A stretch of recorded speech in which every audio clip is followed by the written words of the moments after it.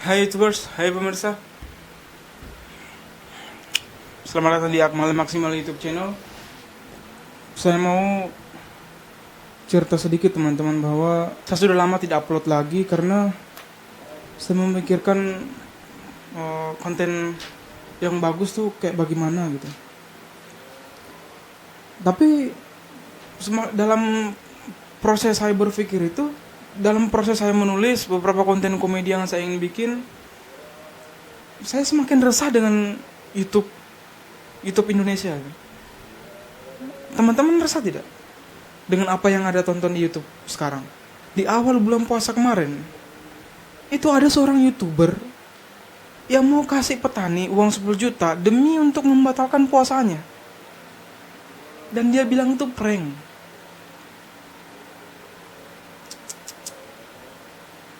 Terus ada lagi pembagian sembako, tapi yang dibagikan sampah. Terus apa lagi? TikTok kembali muncul dan orang-orang mereka sholat sambil main TikTok, sambil ada cahaya-cahaya seperti dugem gitu. Terus baru-baru ini kemarin ada yang nyanyikan lagu Aisyah istri Rasulullah, itu diganti liriknya, astagfirullah, diganti liriknya dengan binatang. Apa tidak ada yang bisa kalian bikin selain itu? Saya mengerti dengan apa yang mereka lakukan. Itu mereka tuh mau terkenal, itu mau terkenal, bikin kayak begitu supaya viral, terus supaya cepat terkenal. Itu yang dia mau itu. Saya yakin itu dia mau bikin prank. Dari awal sebenarnya saya tidak setuju dengan konsep prank itu. Saya tidak setuju dengan konsep prank itu. Ya karena kenapa? Karena prank menyusahkan orang sebenarnya. Itu bukan lucu-lucuan itu, Pak. Ada lagi yang bilang nama prank akan menjadi buruk di mata masyarakat. Emang dari dulu prank itu emang kelihatannya bagaimana? Emang bagus? Prank itu bukan lucu-lucuan ya. Prank itu bukan komedi, Pak. Komedi ya. Tapi pranknya prank. Prank komedi nggak ada. Nggak ada prank komedi. Yang ada komedi, yang ada prank. Komedi bikin ketawa orang, lucu. Prank itu bikin sedih orang yang ada prank, Pak. Emang lucu buat orang yang nonton, tapi korban, Pak.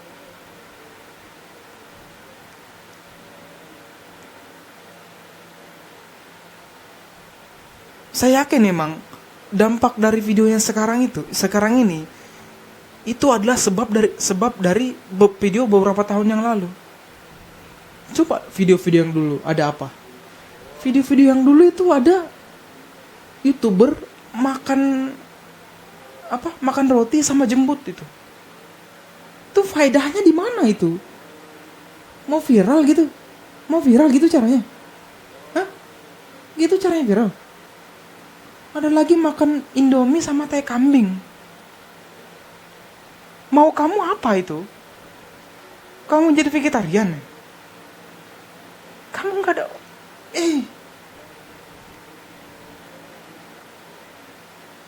Terus ada juga yang bener-bener real, YouTuber real makan tai sapi itu.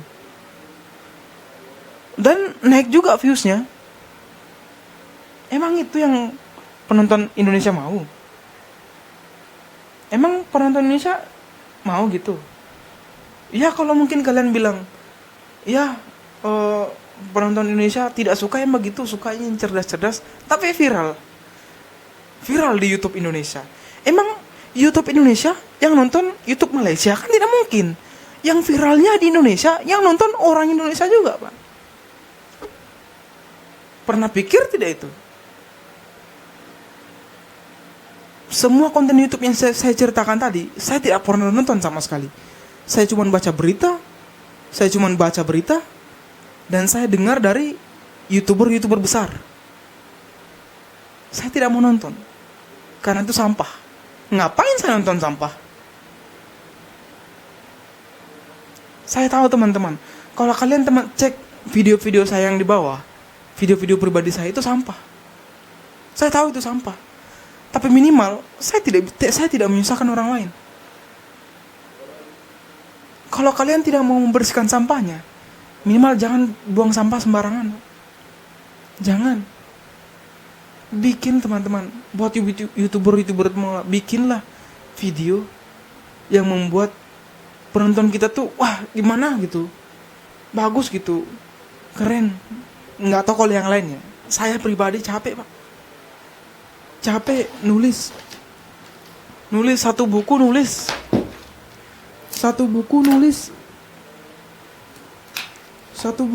pak, nulis konten pak, nggak ada yang jadi karena saya benar-benar mikir gimana caranya bikin konten yang tidak membuat orang susah. Terus pasti Anda bilang, ya jangan pikirin orang yang akan nonton video Anda, pikirin apa yang Anda buat saja, yang penting Anda suka. Tidak begitu pak, tidak, peraturannya tidak begitu. YouTube itu publik luas pak, semua orang bisa akses. Tidak mungkin segampang seenak jidat lu ngomong seperti itu. Kalau Anda sudah masuk YouTube dan YouTube membagikan video Anda, itu berarti Anda sudah menjadi public figure. Public figure itu mempertanggungjawabkan apa yang dikatakan dalam video itu, Pak. Seperti saat ini, saya mempertanggungjawabkan apa yang saya katakan. Dan saya katakan prank bukan komedi. Saya katakan sekali lagi, prank bukan komedi. Jangan, Pak. Saya orang komedi. Saya ikut stand up komedi bersama teman-teman saya. Tidak ada orang yang kami susah. Tidak ada orang yang kami buat susah.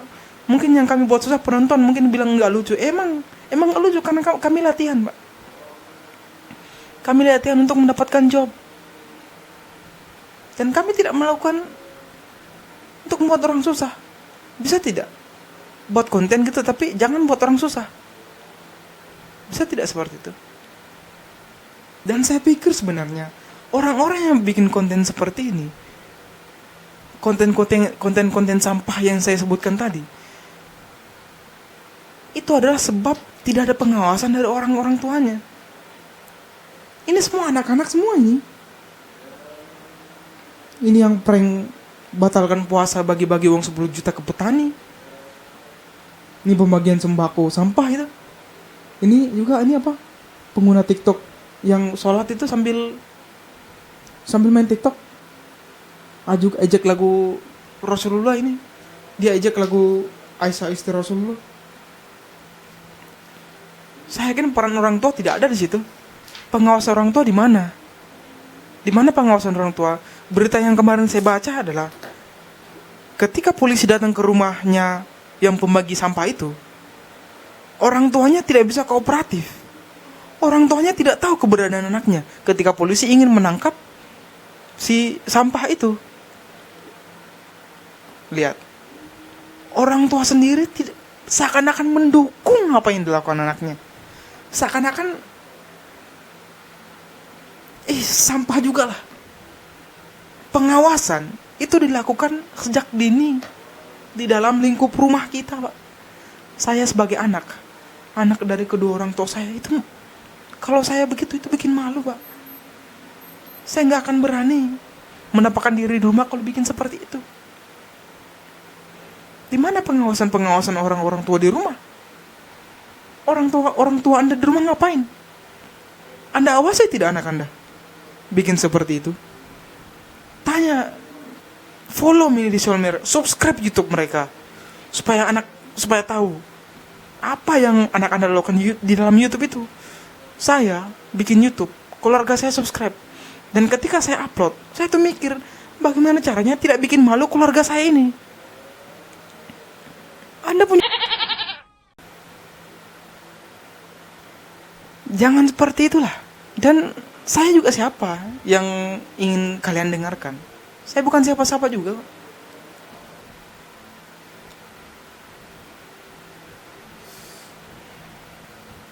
Saya juga tidak tahu siapa yang akan menonton video saya.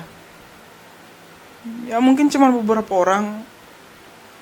Tapi minimal keresahan saya ini saya bawa ke publik gitu. biar yang lain tahu gitu, supaya yang lain pada mikir gitu.